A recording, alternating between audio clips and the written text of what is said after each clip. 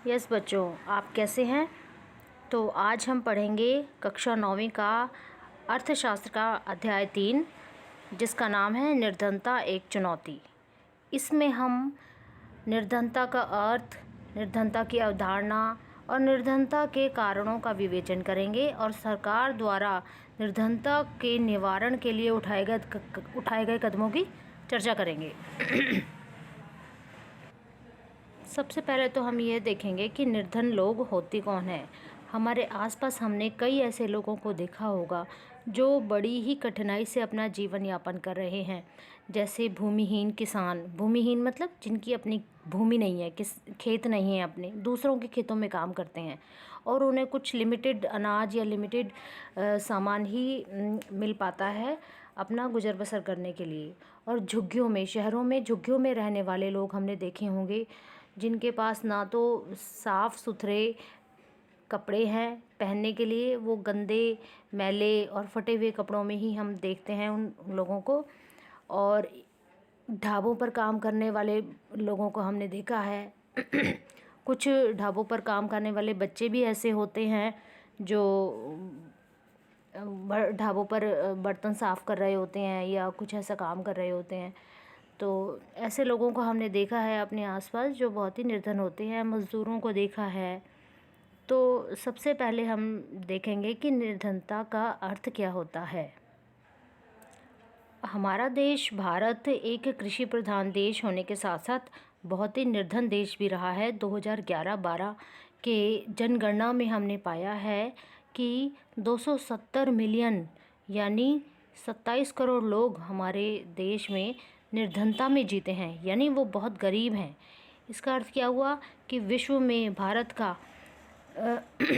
Number निर्धन लोगों में सबसे अधिक है। कहने का अर्थ है कि सबसे अधिक गरीब लोग भारत में ही पाए जाते हैं पूरे विश्व में अगर देखा जाए तो इतनी गरीबी है हमारे देश में। तो आगे हम पढ़ते हैं कि निर्धनता के कितने प्रकार हैं। निर्धनता के इसमें 2 विशिष्ट प्रकार बताए गए हैं, एक तो शहरी निर्धनता और दूसरा ग्रामीण निर्धनता। शहरी निर्धनता में हम देखेंगे, यहाँ 2 उदाहरण दिए गए हैं। तो इसमें बताया है कि किसी एक व्यक्ति का इसमें उदाहरण दे दिया गया है जो झारखंड राज्य का है और वो एक गेहूं के आटे की मिल में काम करता है। दैनिक श्रमिक का मतलब होता है जो रोज़ाना जिनको दिहाड़ी दे दी जाती है और उन्हें रोज़ दोबारा उस जगह पर जाकर ठेकेदार से मिलकर काम मिलता है। तो इस प्रकार से रोज़ाना उसको कुछ रुपए मिलते हैं जिससे वो महीने का 1500 रुपये कमा लेता है। और उसका बड़ा परिवार है, उसकी एक पत्नी है और 4 बच्चे हैं और अपने माता पिता के लिए भी उसको खर्चा भेजना होता है जो एक गांव में रहते हैं। तो इसमें ये बताया गया है कि जो व्यक्ति शहर में रहता है, मजदूरी करता है, एक फैक्ट्री में काम करता है, जिसकी नौकरी भी पक्की नहीं है, तो वो एक निर्धन व्यक्ति के रूप में हम उसको संबोधित कर सकते हैं। वो निर्धन व्यक्ति है, गरीबी में जी रहा है वो। ना ही उसके पास पौष्टिक संतुलित भोजन है खाने के लिए और ना ही उसके पास स्वास्थ्य सुविधाएं मुहैया कराई गई हैं, क्योंकि स्वास्थ्य सुविधाओं के लिए उसे कुछ पैसों की आवश्यकता होती है जो वो अपने रोज़मर्रा के खाने पर ही खर्च कर पाता है जितनी उसको तनख्वाह मिलती है। तो उसका जीवन बड़ा ही परेशानियों भरा, मजबूरियों भरा है। अब दूसरा है ग्रामीण निर्धनता। ग्रामीण निर्धनता में एक उदाहरण इसमें लखा सिंह का बताया गया है जो उत्तर प्रदेश मेरठ के एक गांव में रहता है। उसके पास भूमि नहीं है, वो किसी अन्य की भूमि पर खेती करता है और उसकी पत्नी भी उसके साथ उस खेत में काम करती है और परिवार है, बच्चे हैं। तो उनका गुजर बसर उस खेत में होने वाली कमाई से ही वो चलाता है, जो कि कुछ लिमिटेड उसको कुछ रुपए दिए जाते हैं रोज़ाना के, जिससे वो अपना गुजारा चलाता है। उसके पिता तपेदिक यानी टीबी एक बीमारी होती है, उसके मरीज़ थे जिनकी चिकित्सा के अभाव से 2 वर्ष पहले ही मृत्यु हो गई थी और उसकी माँ अभी भी बीमार है। तो इसमें कुल मिलाकर ये बताया गया है कि शहरों में जो लोग रहते हैं वो मज़दूरी करते हैं, झुग्गी झोंपड़ी में रहते हैं, वो गरीब हैं। और जो गांव में लोग रहते हैं वो उनके पास किसानी करने के लिए ज़मीन नहीं है, खेती करने के लिए ज़मीन नहीं है, वो दूसरों की ज़मीनों पर खेती करते हैं और कुछ रुपए कमाते हैं। बच्चों, यहाँ हमें कुछ निर्धनता से जुड़े हुए कुछ मुद्दे दिए गए हैं जिन पर हम चर्चा करते हैं। जैसे सबसे पहला है भूमिहीनता। जो व्यक्ति भूमिहीन है, जिसके पास भूमि नहीं है, किसान जो होते हैं वो अपनी भूमि पर खेती करते हैं, लेकिन जिस किसान के पास भूमि नहीं है वो भी गरीब कहलाया जाएगा।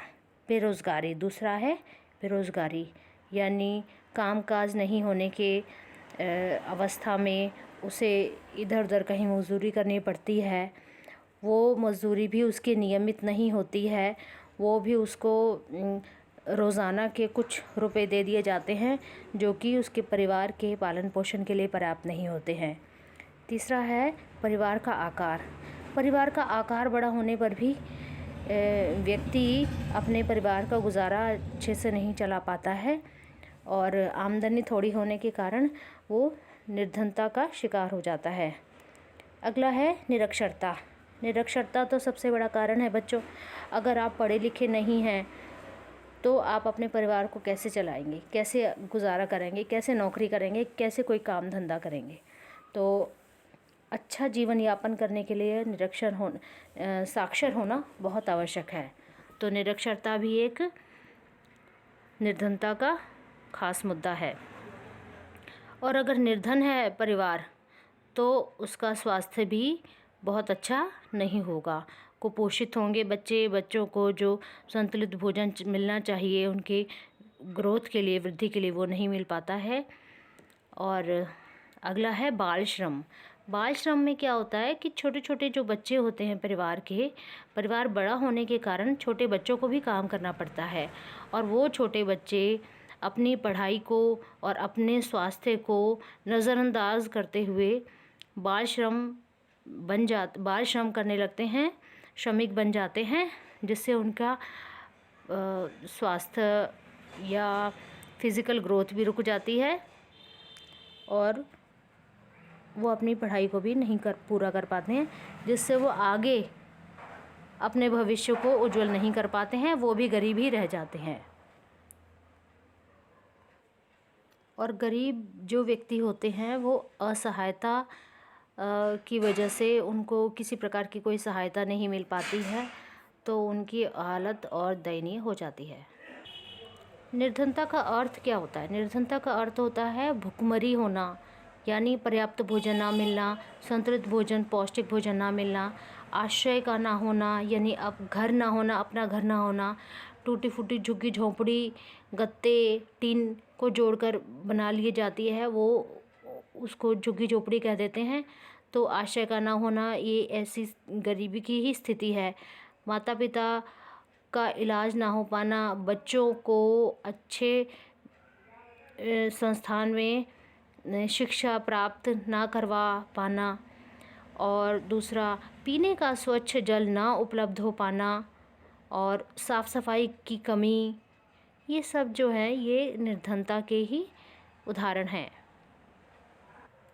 बच्चों, गरीबी के लिए महात्मा गांधी का क्या कहना है? वे कहते थे कि हमारा देश एक ऐसा देश है जहाँ पर बहुत सारे लोग गरीब हैं, निर्धनता रेखा से नीचे रह रहे हैं, और हमारा देश तभी गरीबी से या निर्धनता से स्वतंत्र हो सकता है जब किसी व्यक्ति को मानवीय व्यथा से मुक्त करा दिया जाए। अब मानवीय व्यथा क्या होता है? मानवीय व्यथा का अर्थ होता है कि जो हमारे मानव से जुड़े हुए, जो हमारे से जुड़े हुए जो चीज़ें हैं वो उपलब्ध ना हो पाना, पीने का पानी उपलब्ध ना हो पाना, या रहने के लिए साफ़ सुथरा अच्छा पक्का मकान, अच्छे साफ़ कपड़े बिना फटे हुए, और चिकित्सा की सुविधा, पौष्टिक खाना, ये सब चीज़ें जो है ये मानवता से जुड़ी हुई हैं। तो ये जिस व्यक्ति को उपलब्ध हो जाती हैं वो निर्धनता रेखा से ऊपर कहलाया जाएगा। तो बच्चों, सामाजिक वैज्ञानिकों की दृष्टि में निर्धनता यानी सामाजिक वैज्ञानिक निर्धनता की क्या परिभाषा देते हैं। निर्धनता का अर्थ होता है रोग प्रतिरोधक क्षमता को बढ़ाने वाले पौष्टिक व संतुलित भोजन की कमी, स्वास्थ्य सेवाओं की कमी, रोज़गार के अवसरों की कमी, सुरक्षित पेयजल, स्वच्छ पेयजल यानी पीने के पानी की कमी, स्वच्छता की कमी यानी साफ़ सफाई की कमी। साबुन नहीं है, पानी स्वच्छ नहीं है तो साफ़ सफाई भी नहीं हो पाएगी। और निर्धनता में निरक्षरता को भी एक जिम्मेदार बिंदु माना गया है। कुपोषण का शिकार होने वाले बच्चों को भी हम निर्धनता की श्रेणी में ही रखते हैं।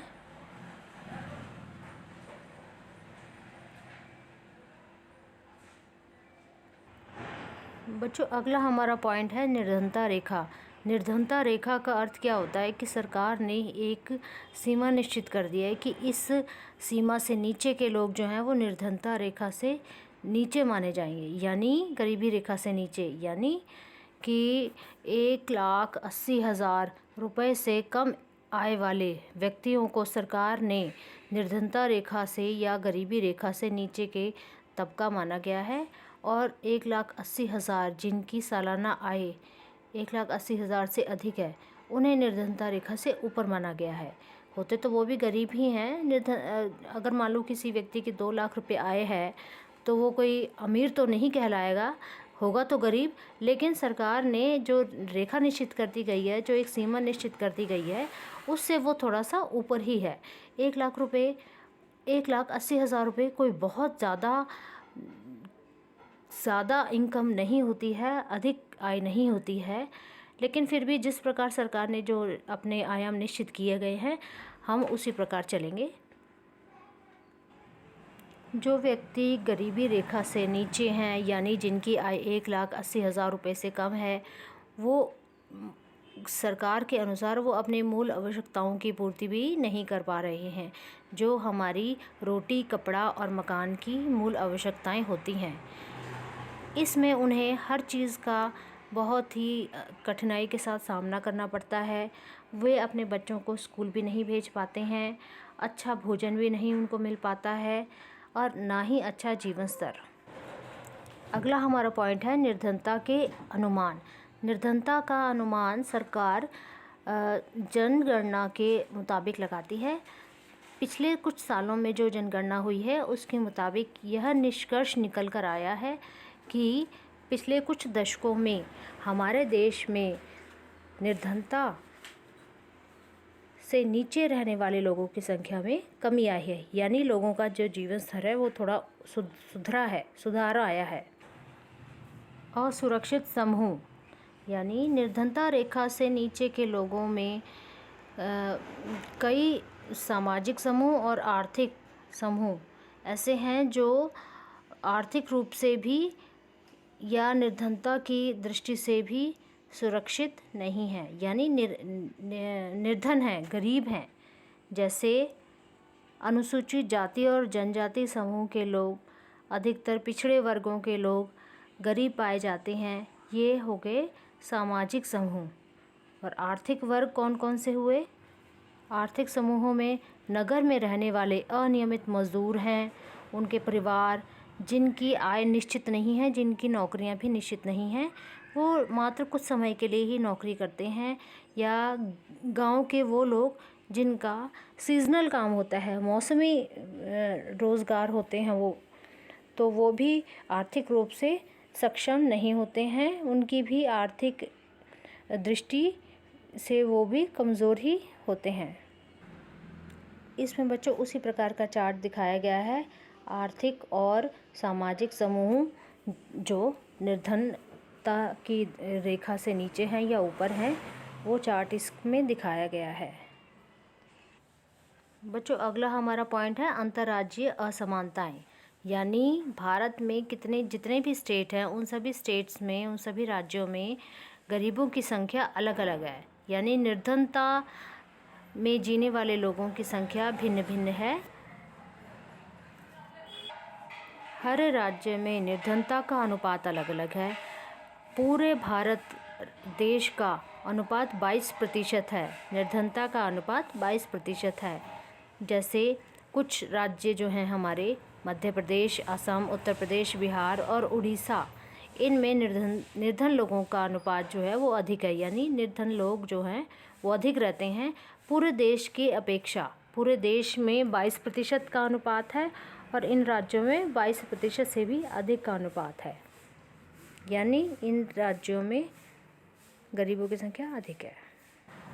इसी श्रृंखला में अगर हम तुलना करें उत्तर प्रदेश, मध्य प्रदेश, बिहार, उड़ीसा जैसे राज्यों से, तो केरल, महाराष्ट्र, आंध्र प्रदेश, तमिलनाडु, गुजरात और पश्चिम बंगाल ऐसे राज्य हैं जहां पर निर्धनता प्रतिशत में उल्लेखनीय गिरावट आई है। यानी पंजाब और हरियाणा जैसे राज्य जहां पर उच्च कृषि वृद्धि दर बहुत अधिक है, अच्छी कृषि होती है और दोनों राज्य भी समृद्ध हैं, उसी प्रकार केरल, महाराष्ट्र, आंध्र प्रदेश, तमिलनाडु, गुजरात, पश्चिम बंगाल राज्य भी अच्छी उपज वाले, कृषि की दृष्टि से अच्छे राज्य हैं जहां पर अच्छी कृषि होती है, किसान भी अच्छे समृद्ध हैं।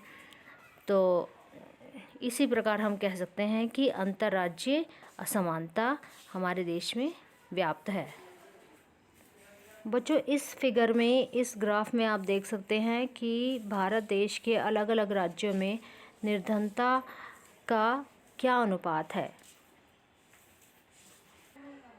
अगला हमारा पॉइंट है बच्चों, निर्धनता के कारण। कौन कौन से ऐसे कारण हैं जो निर्धनता को बढ़ावा देते हैं। जैसे हमारे भारत देश में व्याप्त निर्धनता के अनेक कारण हैं। उनमें से एक ऐतिहासिक कारण है ब्रिटिश औपनिवेशिक प्रशासन के दौरान आर्थिक विकास का निम्न स्तर। इसका अर्थ क्या है? इसका अर्थ है कि जब अंग्रेज़ हमारे देश में शासन किया करते थे, उस शासन को हम औपनिवेशिक प्रशासन कहते थे और उस शासन में लोगों के आर्थिक स्तर के विकास के लिए अंग्रेज़ों ने कोई ध्यान नहीं दिया था, जिसकी वजह से हमारे भारत देश के लोगों का आर्थिक स्तर गिरता चला गया और वो आज हमें निर्धनता रेखा से नीचे पहुंचा दिया है उस आर्थिक विकास के न होने के कारण ने। दूसरा हमारा कारण है कि भूमि का असमान वितरण। समाज में लोगों को, किसानों को भूमि समान रूप से नहीं उपलब्ध है, इसीलिए कुछ लोगों के पास बहुत अधिक मात्रा में भूमि है, जो जमींदार, जागीरदार टाइप के लोग हैं, और कुछ लोग ऐसे हैं जो भूमिहीन किसान हैं, जो दूसरों की ही भूमि पर कृषि करते हैं और अपना जीवन यापन करते हैं। तो उस प्रकार से उनका जो जीवन है निर्धनता में ही बीतता है। अगला कारण है जनसंख्या में उच्च दर में वृद्धि होना। यानी हमारी जनसंख्या में 1947 से ही जो जनसंख्या गणना की जाती है उसमें एक बहुत अधिक वृद्धि दर देखी गई है, जिसकी वजह से जनसंख्या बढ़ती जा रही है, लेकिन लोगों का आर्थिक स्तर ऊंचा नहीं हो पा रहा है। तो ये भी निर्धनता का एक मुख्य कारण है। अगला कारण है अनियमित काम मिलना, अनियमित रोज़गार। जैसे लोगों के पास निश्चित काम धंधे नहीं हैं, नियमित नौकरियां नहीं हैं, उसकी वजह से लोगों का जो जीवन स्तर है वो गिरता चला जा रहा है और वो गरीबी रेखा से नहीं उठ पा रहे हैं। जब कारखानों में काम होता है तो उन्हें नौकरियां मिल जाती हैं, लेकिन मौसम ख़त्म हो जाने पर, सीज़न बदल जाने पर कारखानों में काम कम हो जाता है तो उनकी नौकरियां भी छूट जाती हैं, बंद हो जाती हैं।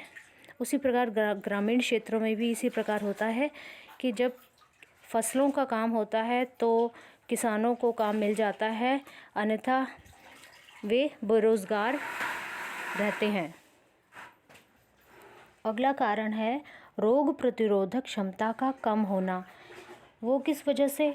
उसका कारण यह है कि निर्धन होने के कारण इनको संतुलित और पौष्टिक भोजन नहीं मिलता है, जिसके कारण उनकी रोग प्रतिरोधक क्षमता कम हो जाती है। वे जल्दी जल्दी बीमार होते हैं और जो भी कमाई वो कमाते हैं छोटी छोटी नौकरियों से, वो उनकी बीमारियों में लगती रहती है। तो ये भी उनकी निर्धनता का एक मुख्य कारण है। अगला कारण है साफ़ सफाई का ना होना, पीने के स्वच्छ पानी का अभाव। साफ़ सफाई के अभाव में और स्वच्छ पानी के अभाव में लोगों को तरह तरह की बीमारियां लग जाती हैं और वो फिर उनको आर्थिक हानि होती रहती है। तो आइए अगला पॉइंट है निर्धनता निरोधी उपाय, यानी निर्धनता को हम किस प्रकार दूर कर सकते हैं। सरकार ने ऐसे कौन कौन से उपाय कर रखे हैं। सरकार ने कई योजनाएं चलाई हैं जिनके तहत गरीबों को गरीबी रेखा से उठाने के लिए प्रयास किए गए हैं। जैसे उन्हें राशन कार्ड की उपलब्धता कराई गई है, जिसमें गरीबी रेखा से नीचे के लोगों को पीला राशन कार्ड उपलब्ध कराया गया है और उन्हें बहुत ही सस्ते दामों पर, कम दामों पर राशन, गेहूं, चावल, दालें, तेल इत्यादि उनको उपलब्ध कराया जाता है। और दूसरा है मनरेगा यानी महात्मा गांधी राष्ट्रीय ग्रामीण रोजगार अधिनियम। इसमें ग्रामीण लोगों को कम से कम 100 दिन का निश्चित रूप से सरकार की तरफ से रोज़गार उपलब्ध कराया जाता है और उनको उन दिनों की अच्छी इनकम, अच्छी आय दिहाड़ी दी जाती है। सरकार ने राष्ट्रीय रोज़गार गारंटी की भी योजना की गई है, जिसमें लोगों को, गरीब बेरोज़गारों को, जो पढ़े लिखे हैं या जो नहीं भी पढ़े हैं, उन्हें मजदूरी तबके के लेवल के स्तर का रोज़गार दिया ही जाएगा। अगर नहीं दिया जाता, 15 दिन के अंदर अंदर रोज़गार उपलब्ध नहीं कराया जाता है, तो सरकार दैनिक रोजगार भत्ते के हिसाब से उनको रोज़ाना दिहाड़ी दी जाएगी। यानी अगर काम नहीं देती है सरकार, तो दिन के निश्चित राशि उनको सरकार की तरफ से दी जाएगी राष्ट्रीय रोज़गार गारंटी कोष के माध्यम से। अगला है प्रधानमंत्री रोज़गार योजना। यह भी एक ऐसी योजना है जिसमें रोज़गार लोगों को उपलब्ध कराया जाएगा। जो बेरोज़गार लोग हैं उन्हें रोज़गार उपलब्ध कराया जाएगा। कुछ ऐसे लोग जो हाथ के दस्तकार हैं या अपना रोज़गार करना चाहते हैं या अपना बिज़नेस करना चाहते हैं, छोटा या बड़ा जिस प्रकार का भी, और वो अभी बेरोज़गार हैं, तो सरकार उन्हें स्वर्ण जयंती ग्राम स्वरोज़गार योजना के तहत उन्हें अपना बिज़नेस चलाने के लिए, अपना काम शुरू करने के लिए लोन भी उपलब्ध कराएगी। तो बच्चों, सरकार के द्वारा बहुत सारी योजनाएं चलाई जा रही हैं, जिसके तहत बेरोज़गारी को, निर्धनता को हमारे देश से जड़ से उखाड़ कर फेंका जा सके। तो ये वीडियो आपको कैसा लगा, प्लीज़ मेरे को बताएं और इस चैनल को आप सब्सक्राइब कर लो बच्चों, ओके, ताकि आपको जो भी आपके सिलेबस से रिलेटेड कोई भी क्वेरी हो या कोई भी वीडियो आपको देखना हो, लेसन समझना हो, तो आप इस वीडियो पर, इस चैनल पर देख सकते हैं।